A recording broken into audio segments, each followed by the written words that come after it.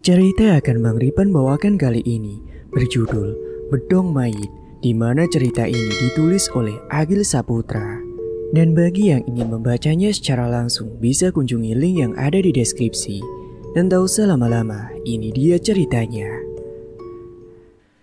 Singkat waktu, pagi menjelang, desa Turi segera gempar. Hampir semua orang bersaksi bahwa semalam mereka melihat hantu Kromoleo. Ternyata hantu pengiring jenazah itu benar-benar mengelilingi desa Turi semalam.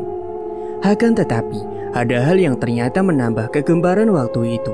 Yang mana itu adalah warta kematian satu-satunya sesepuh wanita di desa Turi ini. Beliau adalah Mbak Narti Paring, orang yang kemarin juga sempat bertanya kepada Dirja, Haya Darwis atau anak dari Mbak Gajul itu. Yang mana dia bertanya apakah ketika dimakamkan, tali pocong Mbak Gajul sudah dilepaskan.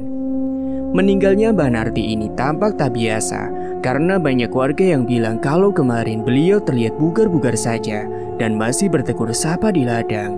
Hingga salah satu cucunya yang bernama Suranto bersaksi bahwa semalam dia melihat neneknya itu melempari Kromoleo yang melewati depan rumahnya. Aku tidak melihat, hanya mendengar saja dari dalam kamar. Semalam Mbak Putri ngamuk rombongan Wilwo, memaki-maki sambil melemparnya, tapi saya tidak berani keluar, ucap Suranto, cucu Mbak Narti Paring itu dalam kesaksiannya.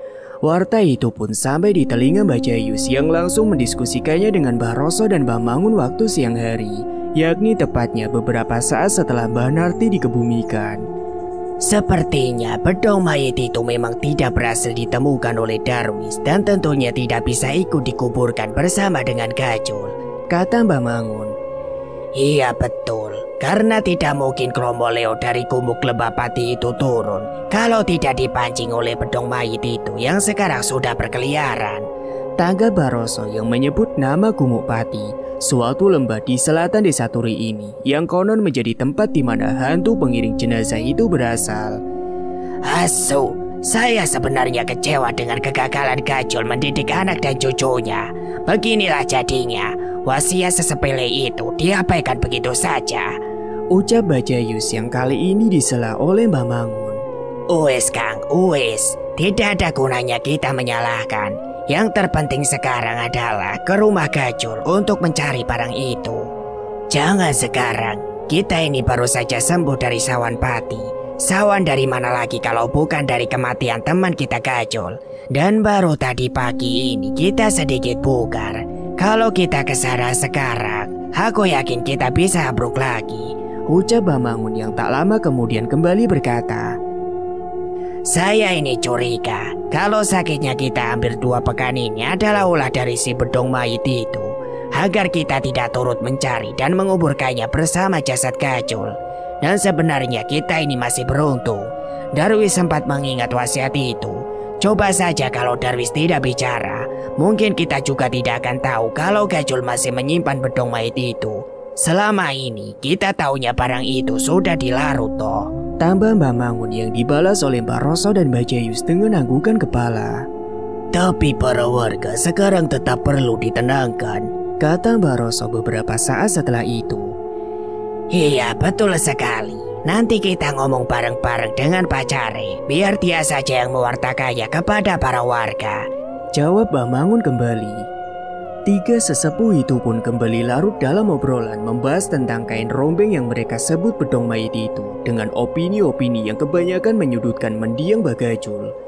Menurut mereka, memelihara bedong mayit adalah kebodohan yang disengaja. Memang siapapun yang memilikinya akan membuat jin dan lelembut tunduk atas perintahnya. Tapi jika tidak ada penerusnya, inilah yang akan terjadi. Entitas yang menghuni kain rombeng itu akan lepas dan bertindak sendiri, seperti mengajak teman serupanya untuk turun mengganggu manusia, bahkan kemungkinan bisa mencelakai. Tapi seandainya Darwis mau, sebenarnya bisa menyelesaikan masalah ini tanpa repot dan membuat kegaduhan. Karena dia si bedong mayit, kan hanya mau tunduk dengan keturunan dari pemilik sebelumnya, sela Mbah Roso di tengah obrolan itu yang tak lama kemudian langsung disanggah oleh Mbah Jayus. Jangan-jangan, mau buat apa benda itu di zaman seperti sekarang ini? Lagi pula apa Darwis mau? Sudah benar Gajul mewasiatkannya agar turut dikubur bersama dirinya. Kita teruskan saja apa yang menjadi keinginan Gajul, kata Mbak Jayus yang kembali ditanggapi oleh Mbak Roso. Iya benar juga sih. Tapi seandainya ya, ini hanya berandai-andai saja. Apakah mungkin ini hanya gangguan lelembut biasa yang tidak ada hubungannya dengan bedong mayit itu? Aliasnya masih ada kemungkinan kalau barang itu sebenarnya memang benar-benar sudah dilarung oleh Gajul. Seperti sepengetahuan kita sebelum ini. Apakah mungkin? Kata Mbak Roso yang segera disambut oleh Mbak Mangun. Amin, amin. Kalau itu yang terjadi sih mungkin kita tidak akan terlalu repot. Tapi sebaiknya kita pastikan dulu saja kepada Darwis. Apakah dulu Gajul memang pernah benar-benar mewasiatkannya? Sambut Mbak Mangun yang mana itu bersamaan dengan kedatangan Pak Cari dengan tergopoh-gopoh. Wah, kebetulan sekali ini. Baru saja kita mau menemui panjenengan. Sambut mereka atas kedatangan Pak Cari yang dengan ekspresi gelisahnya langsung berkata, Mbak Mangun, Mbak Roso, Mbak Jayus, sebetulnya apa sih yang terjadi? Desa ini punya salah apa?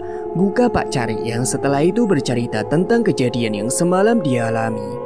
Ceritanya kurang lebih sama dengan orang kebanyakan yang mana semalam Pak Cari juga melihat Kromoleo dan mendengar beberapa kali ketukan di pintu rumahnya. Seumur hidup, baru kali ini saya melihat dedemit dengan mata kepala saya sendiri. Dan baru kali ini juga saya benar-benar percaya bahwa hantu Kromoleo yang menjadi penunggu Gumuk Pati itu bukan sekedar cerita dongeng masa kecil saya, ucap Pak Carik dengan wajah resahnya. Ketiga sesepuh itu tampak sejenak terdiam mendengar cerita dari Pak Cari. Mereka pun kini terlihat saling menatap dan tak lama setelah itu mereka pun mencoba untuk memberikan penjelasan. Begini Pak Cari, kami bertiga sudah membicarakan itu, ucap Mbak Jayus mewakili di awal penjelasannya. Terus bagaimana Mbah? Tanggap Pak Cari yang kembali disambut oleh Mbak Jayus dengan berkata, kalau perkiraan kami benar, sepertinya ketukan dan gangguan lelembut itu masih akan terus terjadi di desa ini sampai nanti barang yang menjadi penyebabnya berhasil kita temukan, kata Mbak Jayus yang awalnya membuat Pak Cari tidak paham. Nuwun sewu, barang apa ya Mbah? Tanya Pak Cari yang kali ini dijelaskan oleh Mbah Mangun. Seperti yang sudah diketahui, Mbah Mangun pun menjelaskan kepada Pak Cari perihal kain rombeng wasiat mendiang Bagajul yang harusnya ikut dikuburkan bersama jasadnya, yang mana dugaan sementara itulah yang memicu teror ganjil belakangan ini. Kami juga belum bertanya langsung kepada Darwis apakah benda itu sudah benar-benar dikuburkan bersama jasad Kang Gajul. Tapi pendapat pribadi saya, tanda-tanda yang sudah terjadi sepertinya mengarah ke sana. Jelas Mbah Mangun yang tiba-tiba membuat dahi Pak Cari mengernyit karena mengingat sesuatu. Oh, bisa jadi Mbah, tangga Pak Cari beberapa saat kemudian. Bisa jadi apa? Tanya Mbak Jayus, Mbak Roso dan Mbah Mangun yang juga mengerutkan alisnya. Yang mana tak lama kemudian Pak Cari pun kembali berkata, saya jadi ingat Mbah. Tempo hari beberapa saat sebelum Bagajul dimakamkan, tepatnya ketika rombongan jenazah mulai berjalan menuju makam, Darwis sempat bertanya kepada saya tentang keberadaan panjenengan. Wajahnya memang terlihat panik. Apa mungkin itu ada hubungannya ya Mbah? Jelas Pak Cari yang seketika membuat ketiga sesepuh itu terdiam beberapa saat. Wah, bener iki koyone, sambut Baroso yang kini kembali disela oleh Pak Cari yang mengajak ketiga sesepuh itu agar menemui Darwis sekarang juga. Nuwun sewu, apa kita ke Darwis sekarang saja? Ajak Pak Cari yang langsung ditolak oleh Mbak Mangun. Jangan sekarang, kami bertiga ini baru saja lepas dari Sawan Seripa. Dan setelah mendengar cerita sampean barusan, kami juga semakin yakin kalau Sawan itu adalah ulah dari si bedong mayitnya Gajul. Menurut kepercayaan saya, darah kami masih bau dan kalau saat ini kami menginjak tempat di mana Sawan itu diduga berasal, akan cukup membahayakan tubuh kami, Kang Mangun dan Kang Jayus yang sudah tua ini. Jelas Mbah Mangun yang memberikan alasan di balik penolakannya itu. Oh Pak Cari, kita tunggu barang sehari 2 hari sampai pening-pening ini hilang. Nah, untuk kalau berkenan, malah jenengan saja dulu yang menemui Darwis dan setelah itu melaporkannya kepada kami. Tambah Mbak Roso yang kini ternyata ditolak juga oleh Pak Cari. Wah, ngapunten Mbah. Kalau itu saya ndak berani. Saya tunggu saja sampai panjenengan semua siap dan kita menemui Darwi sama-sama. Dan kalau perlu, besok pagi saya akan kirim telegram juga kepada Dirja selaku bapaknya. Tolak Pak Care yang tiba-tiba dijawab Baroso dengan nada yang agak tinggi. Ndak usah Mas, ndak usah kasih tahu Dirja dulu. Dia tidak akan membantu apa-apa juga. Kalau mempersulit sepertinya malah iya. Nanti akan ada waktunya satu anak gajul yang keras kepala itu tahu dan akan percaya. Ungkap Baroso yang seperti agak menaruh kebencian dengan anak temannya itu. Oh, mungkin Mbah. Siap kalau begitu. Dawuh panjenengan mawon, kula manut. Tapi untuk sekarang apa yang harus kita lakukan? Kata Pak Care lagi yang meminta petunjuk. Ketiga sesepuh itu pun sejenak berunding untuk memikirkan penangkal apa yang paling mudah dibuat. Namun setelah beberapa saat saling bertukar pendapat, Mbah Jayus, Mbah Roso dan Mbah Mangun tampaknya tak berhasil menemukannya. Sampai akhirnya tiba-tiba saat ketiga sesepuh itu pun saling menatap dan sepertinya memikirkan sesuatu yang sama dalam otaknya. Mbah Roso menggelengkan kepalanya seakan paham dengan pikiran kedua temannya itu. Begitu pula dengan Mbah Jayus yang tiba-tiba berkata, Jangan kalau itu. Kata Mbah Jayus tiba-tiba yang segera ditimpali oleh Mbah Mangun dengan sebuah pertanyaan. Sampean isi nyimpen toh. Kata Mbah Mangun setelah itu. Pak Care hanya menatap kebingungan. Dia sama sekali tidak paham dengan perangai aneh ketiga kakek-kakek di depannya itu. Hingga Mbah Mangun pun kembali berkata, satu-satunya yang bisa sedikit menyamai bedong mayit ya hanya tali mayit. Kata Mbah Mangun yang seketika membuat Pak Care semakin bertanya-tanya. Apa-apaan ini? Batin Pak Care mendengar ucapan yang semakin ngelantur itu. Sementara Mbah Roso dan Mbah Jayus tampak menanggapi kata Mbah Mangun dengan pasrah karena sepertinya hanya benda itulah yang saat ini bisa sedikit memperbaiki keadaan. Oh bener, memang saya masih menyimpannya. Kata Mbah Roso yang setelah itu diikuti juga oleh Mbah Jayus yang juga memberikan pernyataan yang sama. Pak Care hanya bisa berprasangka kalau sepertinya ketiga sesepuh itu hendak sedang memaksakan dirinya untuk melakukan hal yang sebenarnya tidak ingin mereka lakukan. Hingga fakta baru pun terkuak, yang mana fakta itu adalah perihal Mbah Mangun, Mbah Roso, Mbah Jayus yang ternyata memiliki tali mayit. Berbeda dengan tali pocong yang mengikat bagian atas kepala jenazah, tali mayit ini adalah tali yang mengikat bagian lain selain kepala dari jenazah yang sudah dikafani. Bisa juga bagian leher, tengah, paha, ataupun kaki. Tapi apakah barang yang sudah kita kubur puluhan tahun itu masih utuh? Ucap Mbah Jayus yang kembali dijawab oleh Mbah Mangun. Yang penting kita masih ingat di mana kita menguburnya. Lagi pula barang itu kan di dalam peti, pastilah itu masih utuh. Kata Mbah Mangun. Pak Care hanya bisa ternganga mendengar pembicaraan tak lazim dari ketiga sesepuh di desanya itu. Hingga Mbah Roso pun berpesan kepadanya agar merahasiakan hal ini. Gini Mas Care, pokoknya jenengan diam saja. Jangan bilang siapa-siapa tentang bedong mayit Kang Gajul. Begitu juga dengan benda yang baru saja kami bicarakan ini. Kata Mbah Roso yang langsung disanggupi oleh Pak Care. Nggih Mbah, sendiko dawuh. Terus bagaimana ini jalan keluarnya? Paling tidak untuk menenangkan orang-orang. Soalnya saya kesini juga atas kemauan dari banyak warga yang ketakutan. Kata Pak Care yang kali ini dijawab oleh Mbah Mangun. Sudah Mas, katakan sama warga sedang diurus oleh para tetua. Paling tidak nanti malam jenengan kesini lagi. Kami akan berikan 3 barang tali mayit itu untuk dikuburkan di gapura perbatasan desa dan ambang pintu jala Lembah Pati. Ucap Mbah Mangun yang kembali ditimpali oleh Pak Care. Waduh, kalau saya yang harus melakukannya sendiri, saya ndak berani Mbah. Ngapunten, apa saya boleh mengajak orang lain? Boleh Mas, boleh. Yang penting orang lain jangan sampai tahu kalau itu adalah tali mayit kepunyaan kami. Kata Mbah Mangun lagi. Nggih Mbah, siap.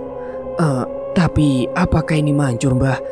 Kata Pak Care lagi yang sepertinya agak meragu. Hingga kini Mbah Jayus yang menjawabnya. Manjur Mas, tenang saja. Paling tidak tali mayit itu bisa meredamnya sampai bedong mayit itu ditemukan. Sudah, sekarang panjenengan kabari warga saja, sementara kami akan mulai mempersiapkannya. Pak Care pun akhirnya pamit dan sore itu juga ketiga sesepuh itu langsung bergegas menuju belakang rumahnya masing-masing sembari membawa wangkil atau canggul kecil untuk menggali tali mayit yang sudah mereka kuburkan puluhan tahun lalu itu. Ketiga para pria senja itu pun mulai menggali di pekarangan belakang rumah mereka masing-masing. Beruntung ingatan kakek-kakek itu masih tajam, sehingga cucukan wakilnya langsung berada tepat di titik di mana barang terlarang itu dikuburkan. Singkatnya, setelah daya dan upaya dengan napas-napas tuanya, tali mayit yang harusnya sudah mereka lupakan itu, akhirnya mereka pungut lagi. Dalam galian yang untungnya tidak terlalu dalam, terjadi momen yang sama namun di tiga tempat yang berbeda, yang mana Mbah Jayus, Mbah Roso, dan Mbah Mangun sama-sama memohon ampunan Tuhan dan mengucap maaf dengan menyebutkan nama seseorang. Ampun Gusti Pangeran, Hamid Sewu, nyuwun pangampunten suwargi langgeng kagem almarhumah Ibu Mawarti Sugati. Begitulah sekira kata yang sama-sama mereka ucapkan sembari mengangkat barang itu dari dalam tanah, yang mana nama perempuan yang mereka sebut itu ternyata adalah nama dari jenazah yang tali mayitnya 50 tahun lalu mereka curi. Dalam waktu yang bersamaan pula, pikiran ketiga sesepuh itu seperti kembali lagi ke masa lalu, mengorek rahasia gelap yang harusnya sudah lama sekali mereka lupakan. Semua teringat kembali kenangan gelap itu, ketika suatu malam Mbah Gejul, Mbah Jayus, Mbah Roso, dan Mbah Mangun yang kala itu masih muda, diam-diam menggali makam Ibu Mawarti Sugati yang baru dikuburkan selama 7 hari itu, hanya untuk mengambil tali mayatnya. Iya, ternyata Mbah Gejul juga memiliki tali mayat itu. Benda itu tentu sangat terlarang. Cara mendapatkannya juga menabrak tatanan nilai, norma dan agama, dan entah tren macam apa di masa muda mereka itu, yang justru sempat memiliki rasa bangga setelah mendapatkan tali mayat itu. Singkatnya, malam pun mulai menjelang. Ketiga sesepuh itu kembali berkumpul di rumah Mbah Roso untuk menunggu Pak Care. Tali-tali mayat itu juga sudah dibungkus rapi, yang mana sesuai rencana akan dikuburkan di 3 titik penting di desa Turi ini. Kalau punya Gajul dikubur di mana ya? Kata Mbah Jayus dalam obrolan di ruang tamu rumah Mbah Roso yang menanyakan. Ya pasti di belakang rumah, tapi untuk di mananya itu kita yang tidak tahu. Tanggap Mbah Mangun. Oh yo, harusnya memang kurang satu kalau memang mau benar-benar kuat. Salah Mbah Roso yang langsung ditanggapi oleh Mbah Mangun. Halah, Mbak Uwis, ini kita saja terpaksa. Semoga jasa ini cukup bisa untuk meredam. Tanggap Mbah Mangun yang setelah itu kembali berkata, Aku tahu kalau kita ini sebenarnya enggan, karena kita tidak bisa bantah barang tali mayit ini adalah dosa besar kita di masa lalu. Tapi mau bagaimana lagi, semoga saja ini menjadi penebusan kita. Tabah Mbah Mangun yang mana kebetulan bersamaan dengan kedatangan Pak Care, yang kala itu datang bersama dengan Parmin yang adalah seorang penggali kubur. Waalaikumsalam. Wih, monggo-monggo, berdua Toyo ini. Sapa ketiga sesepuh yang langsung dijawab oleh Pak Care. Nggih Mbah, kami hanya berdua. Para warga juga sudah saya kasih kabar. Pokoknya mereka pasrah bongkoan, memberi kuasa penuh dan meminta tolong kepada panjenengan-panjenengan, jawab Pak Care malam itu. Untuk sejenak mereka semua pun berbasa-basi, dan setelah itu masuklah mereka ke dalam inti rencana malam ini, yang mana sesuai agenda yang tadi sore Mbah Mangun katakan. Sekarang Pak Care dan Parmin diperintahkan untuk menguburkan ketiga bungkusan hitam yang berisi tali mayat itu di 3 titik tempat di desa Turi ini, yaitu di Gapura, perbatasan desa Turi, dan desa sebelah, dan di ambang pintu jalan setapak menuju Lembah Pati.